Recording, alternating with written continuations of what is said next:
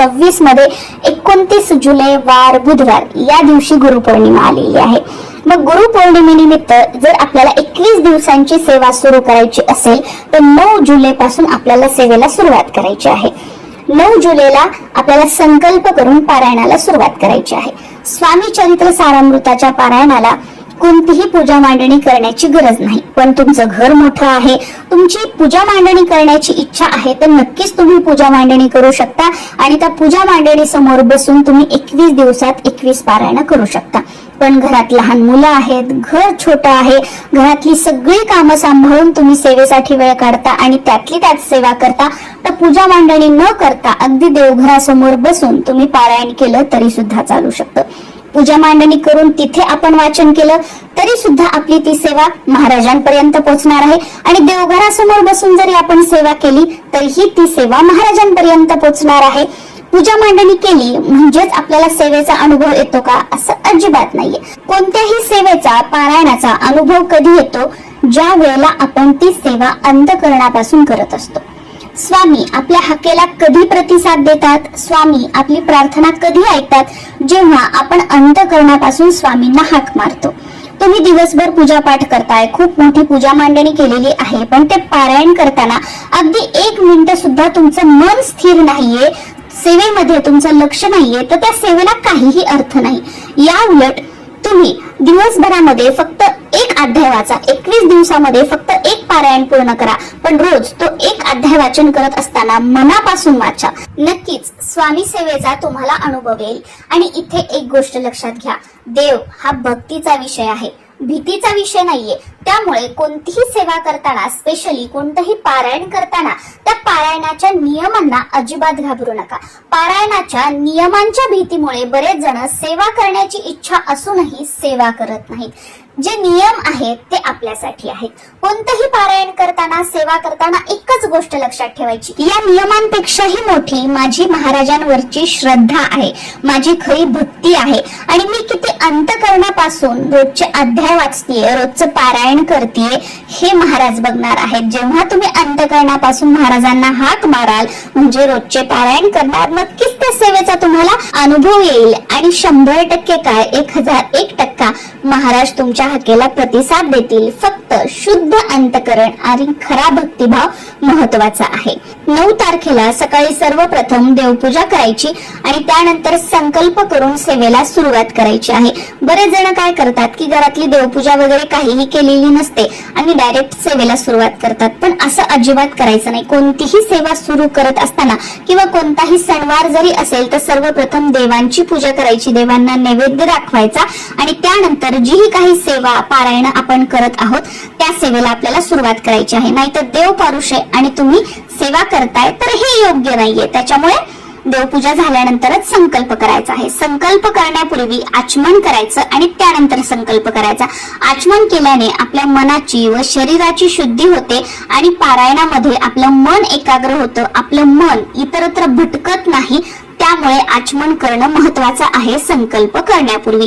संकल्प करण्यासाठी आपल्या उजव्या हातामध्ये थोडंसं पाणी घ्यायचं, त्यामध्ये हळद, कुंकू, अक्षदा, तुमच्याकडे एखादं फूल असेल तर ते ठेवायचं। सुरुवातीला आपल्या पूर्ण नावाचा उच्चार करायचा, त्यानंतर गोत्राचा उल्लेख करायचा। तुम्हाला तुमचं गोत्र माहित नसेल तर काश्यप गोत्र म्हणायचं। त्यानंतर तुमची इच्छा जी कोणती आहे ती बोलून दाखवायची आणि माझी ही इच्छा पूर्ण होण्यासाठी मी आजपासून म्हणजे 9 तारीख त्याचा उल्लेख करायचा, त्या दिवशीचा वार कोणता आहे त्याचा उल्लेख करायचा, ते 29 जुलै म्हणजे गुरुपौर्णिमेपर्यंत 21 दिवसामध्ये 21 गुरुचरित्राचे पारायण करणार आहे असा संकल्प करायचा। त्यानंतर आपल्या हातातलं पाणी ताम्हणामध्ये सोडून द्यायचं आणि मग आपल्याला पारायण करायला सुरुवात करायची आहे। पारायण करण्यासाठी सुरुवातीला स्वामी चरित्र सारामृत हा ग्रंथ घ्यायचा, त्याचं पूजन करायचं, धूपदीप ओवाळायची। हा ग्रंथ ठेवण्यासाठी एखादा छोटासा पाट किंवा तुमच्याकडे ग्रंथ ठेवण्यासाठीचं जे स्टँड असतं ते तुम्हाला घ्यायचं आहे आणि 21 दिवस तो ग्रंथ जो तुम्ही पाट घेतला असेल, स्टँड घेतला असेल किंवा अजून काही घेतलेलं असेल ग्रंथ ठेवण्यासाठी, त्यावरच तो ग्रंथ ठेवायचा आहे। वाचन करत असताना तो ग्रंथ उघडायचा, रोजच्या रोज त्याचं पूजन करायचं, वाचन करायचं आणि वाचन झाल्यानंतर तिथेच त्या जागेवर ठेवायचा आणि देवघराच्या आजूबाजूलाच तो पाठ, चौरंग किंवा जो काही स्टँड असेल तो तुम्हाला ठेवायचा आहे.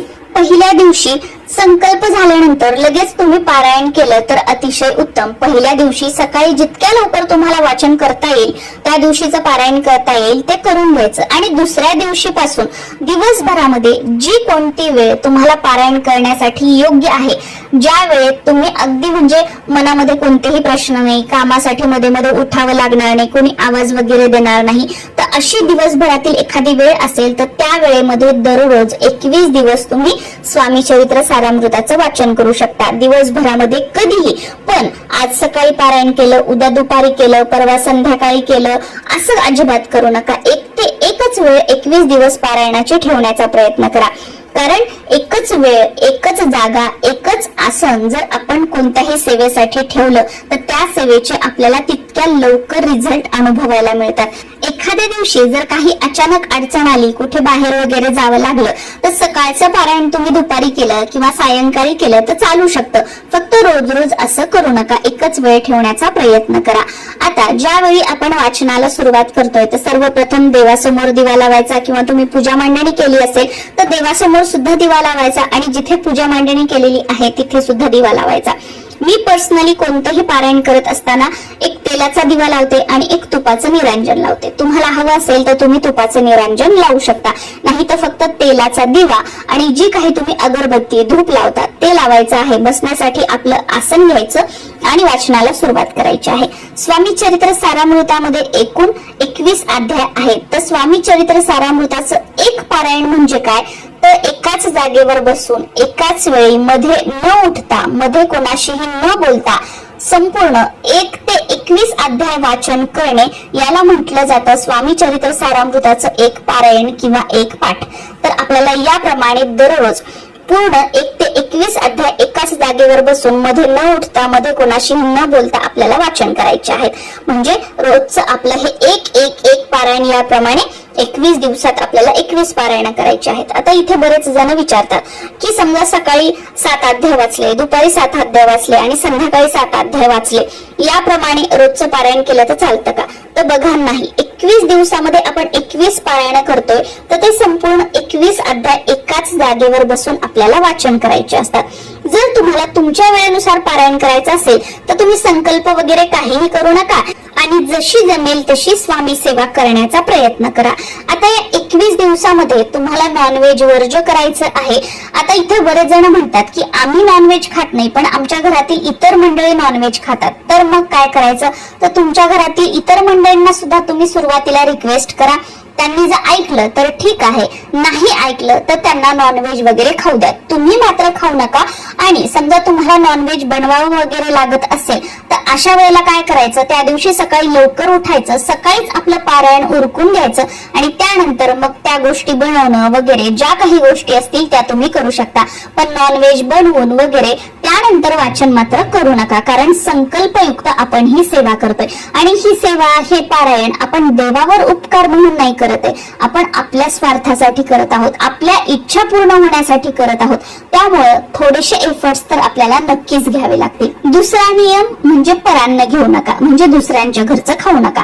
असं म्हटलं जातं संकल्पयुक्त सेवा करताना जर आपण दुसऱ्यांच्या घरचं खाल्लं तर त्या दिवशीची जी काही आपली सेवा असते ती समोरच्याला पावन होते, म्हणून परान्न खाऊ नका असं म्हटलं जातं. सारामृताचं पारायण करताना फक्त हे 2 नियम महत्वाचे आहेत. बाकी ब्रह्मचर्य वगैरे पाळायचं का तर तुमच्यावर आहे. तुम्हाला पाळणं शक्य असेल तर सोन्याहून पिवळं.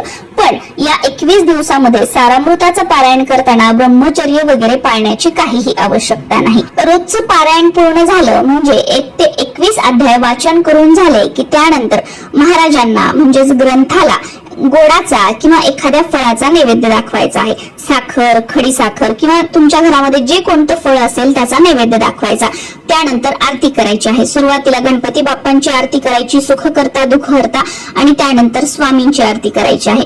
तुम्हाला जर स्वामींची आरती येत नसेल तर विदाऊट म्युझिक आपल्या चॅनलवर मी सुरुवातीला गणपती बाप्पांची आणि त्यानंतर स्वामींची आरती आजच अपलोड करणार आहे. ती आरती तुम्ही लावू शकता आणि या 21 दिवसामध्ये आरती ऐकून ऐकून तुम्हाला पाठ सुद्धा होऊन जाईल. तर याप्रमाणे वाचन करून झाल्यानंतर महाराजांना नैवेद्य आणि या 2 आरत्या आपल्याला दररोज करायच्या आहेत. आता 21 तारखेला गुरुपौर्णिमेच्या दिवशी या 21 दिवसांच्या पारायणाचं आपल्याला उद्यापन करायचं आहे. उद्यापन म्हणजे काय? शेवटच्या दिवशी रोजच्या प्रमाणे आपलं पारायण पूर्ण करून घ्यायचं, पण शेवटच्या दिवशी म्हणजे गुरुपौर्णिमेच्या दिवशी तुम्ही जो काही पूर्णावरणाचा वगैरे स्वयंपाक करणार आहात किंवा वरण भात भाजी पोळी एखादा गोड पदार्थ बनवायचा आणि हा सगळा बनवलेला स्वयंपाक याचा नैवेद्य आपल्या ग्रंथाला देवांना दाखवायचा. तुम्हाला जर एखादं जोडपं मिळालं तर त्यांना जेवू घालायचं. जोडपं नाही मिळालं तर आपण महाराजांना जेव्हा नैवेद्य दाखवतो तर त्यावेळेला यथाशक्ती जी काही तुम्हाला दक्षिणा घडेल, जसं की तुम्ही पारायण केलं असतं तुम्हाला किती खर्च आला असता 100 500 1000 तर तेवढे पैसे महाराजांच्या जवळ ठेवायचे आणि त्यानंतर आरती करायची. सुरुवातीला गणपती बाप्पांची, नंतर महाराजांची आरती करायची. तुम्हाला हवं असेल तर शेवटच्या म्हणजे उद्यापनाच्या दिवशी तुम्ही 5 आरत्या सुद्धा म्हणू शकता. गणपती बाप्पांची, स्वामींची, दत्त महाराजांची, आपल्या कुलदेवीची आणि कुलदेवाची. याप्रमाणे साधं सोपं आपलं उद्यापन झालं. जो काही नैवेद्य दाखवला आहे तो आपण घरातील मंडळींनीच खाऊन घ्यायचा आहे. आणि जे आपण पैसे ठेवलेले आहेत तर तुम्हाला जमलं तर त्याच दिवशी किंवा पारायणाच्या दुसऱ्या दिवशी म्हणजे उद्यापनाच्या दुसऱ्या दिवशी केंद्रात जाणं शक्य झालं तर केंद्रातील दान पेटीमध्ये तुम्ही ते पैसे अर्पण करू शकता.